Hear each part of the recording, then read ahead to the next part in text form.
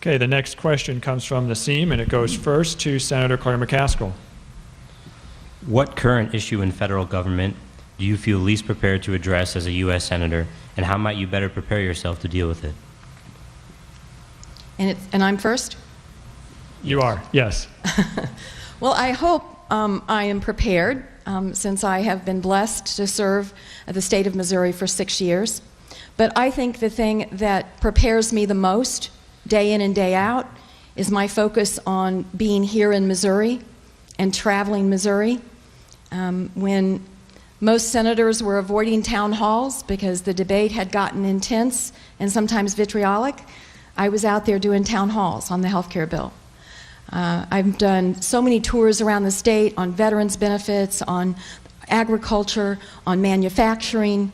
What really prepares me best for my work is staying in constant contact with the people, because that's what this is about. It's not about me and a fancy job or a big title. It's about Missourians and who's protecting them and the programs that matter to them, who's looking out after them and making sure that we do reduce spending and get rid of wasteful earmarks. One of the reasons I knew we had to work on veterans benefits was because I spent time out in the veterans community.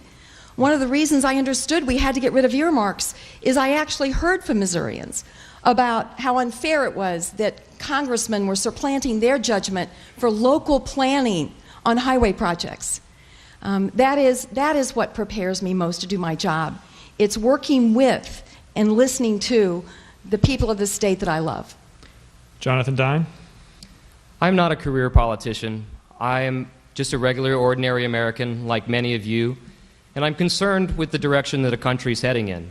Our career politicians don't seem to be serious about actually addressing the problems facing our nation. They're more concerned with getting reelected than facing the controversial issues. The thing that prepares me for this job is just being from the ground level. I understand I have an open mind and will listen to the people of the state. So when I vote on bills or propose legislation, I'll represent the people of Missouri and not a party or a lobbyist. I think one of the biggest problems with America is the career politician. And I think we need term limits across the board. 2 6-year terms for a senator and 6 2-year terms for a congressman is enough. Congress should be a revolving door of fresh ideas. Too much stagnation and entrenchment in our government has brought us to where we are now. Todd Akin. Look, no matter how much you work and prepare and study, when you're working in Congress, you're going to get issues that you just don't know that much about because there's so much going on. In fact, we run into that all the time. And our job is then to get up to speed on the issue and try to render a good judgment on it. I'll give you an example. The things that are most difficult vote-wise are the ones that you're not quite sure what the answer is when you first hear it. On the Wall Street bailout, all of a sudden we were approached, and Paulson looked like he was about to disintegrate. And he's saying the whole world economy is going to collapse unless you give us $700 billion in unmarked bills in a brown paper bag. And we had to make a decision. He gave us 2 lousy choices.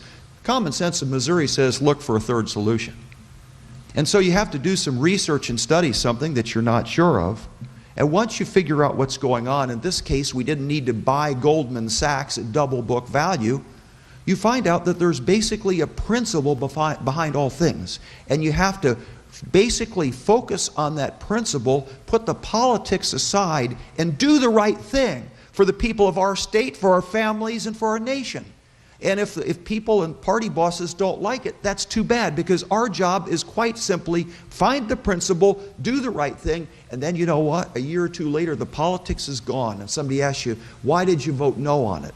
It's because we could have changed accounting rules and fixed the problem without spending $700 billion.